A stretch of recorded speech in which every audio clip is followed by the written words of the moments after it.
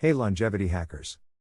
Welcome back to Hacking Longevity, where we dissect the science of living longer and better.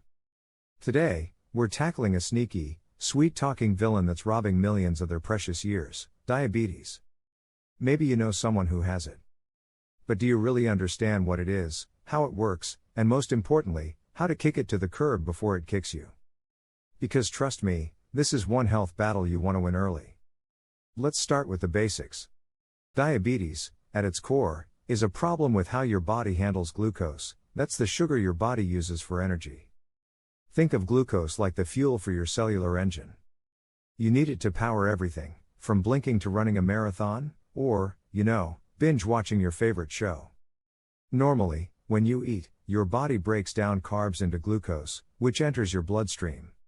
This is where insulin, the superhero hormone produced by your pancreas, comes in.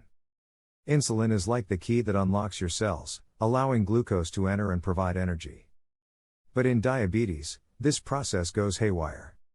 There are two main types. Type 1 diabetes. This is like your body's immune system accidentally declaring war on your pancreas. It attacks the insulin-producing cells, leaving you with little to no insulin. It's like losing the key factory, you can't make any more keys.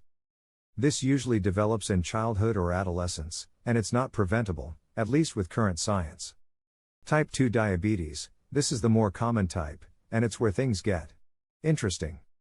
In type 2, your body either doesn't produce enough insulin, or your cells become resistant to it.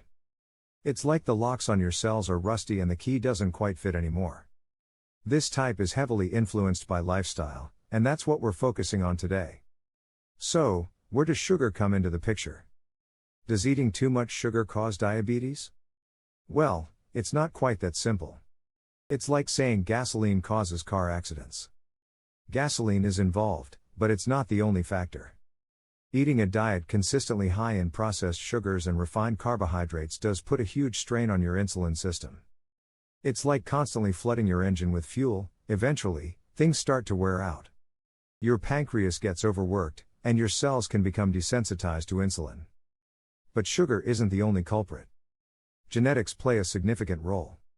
If you have a family history of diabetes, you're at a higher risk. Think of it like inheriting a slightly weaker engine. You need to be extra careful with how you treat it. Other risk factors include 1. Being overweight or obese. Excess body fat, especially around the abdomen, increases insulin resistance. 2. Lack of physical activity. Exercise helps your cells use glucose more effectively. 3. Age. The risk increases as you get older. 4.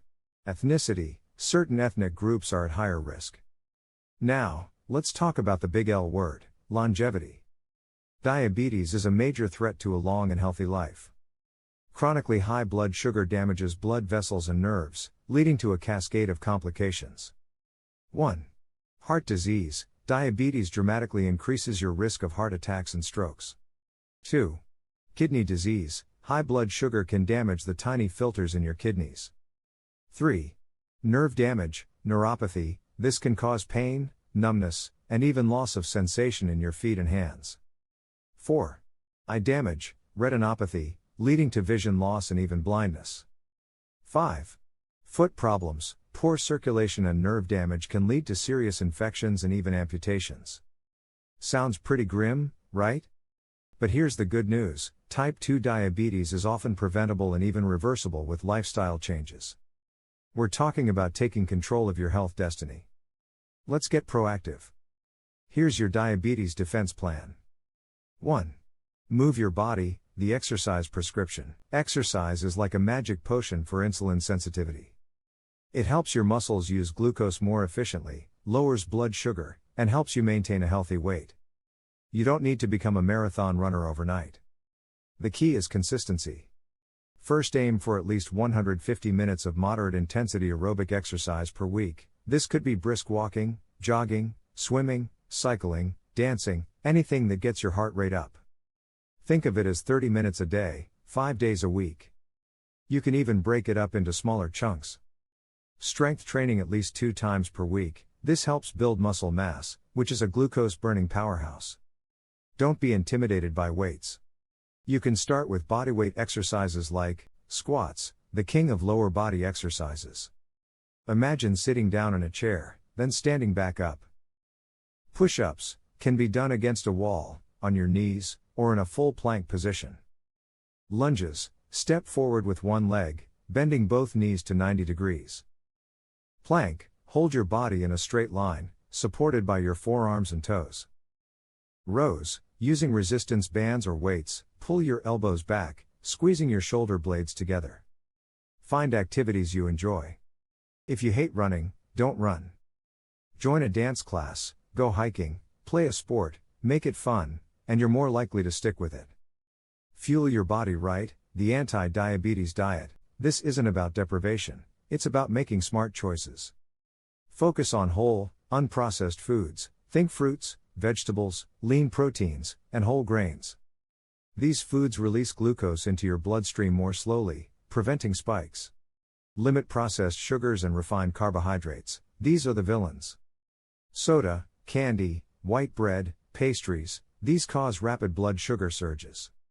Choose healthy fats, avocados, nuts, seeds, olive oil, these are your friends. They help you feel full and satisfied. Fiber is your friend, found in fruits, vegetables, and whole grains. Fiber helps slow down glucose absorption. Portion control is key, even healthy foods can contribute to weight gain if you eat too much of them. Hydrate. Drink plenty of water. Sometimes thirst is mistaken for hunger. Consider these dietary approaches: the Mediterranean diet, rich in fruits, vegetables, olive oil, fish, and whole grains. The DASH diet, dietary approaches to stop hypertension, focuses on fruits, vegetables, low-fat dairy, and whole grains. It's also great for blood sugar control. Low-carb or ketogenic diets, these diets significantly restrict carbohydrates, forcing your body to burn fat for fuel. Talk to your doctor before starting a very low-carb diet, especially if you have any underlying health conditions.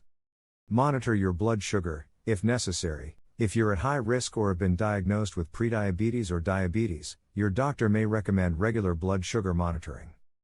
This helps you track your progress and make adjustments to your diet and exercise plan. Manage stress. Stress can raise blood sugar levels. Find healthy ways to manage stress, such as yoga, meditation, spending time in nature, or pursuing hobbies. Get enough sleep. Lack of sleep can disrupt hormones that regulate blood sugar. Aim for 7 to 8 hours of quality sleep per night. So, there you have it. Diabetes is a serious threat, but it's a threat you can fight. By making smart choices about your diet, exercise, and overall lifestyle, you can dramatically reduce your risk, improve your health, and add years to your life, quality years. This isn't just about avoiding disease, it's about thriving.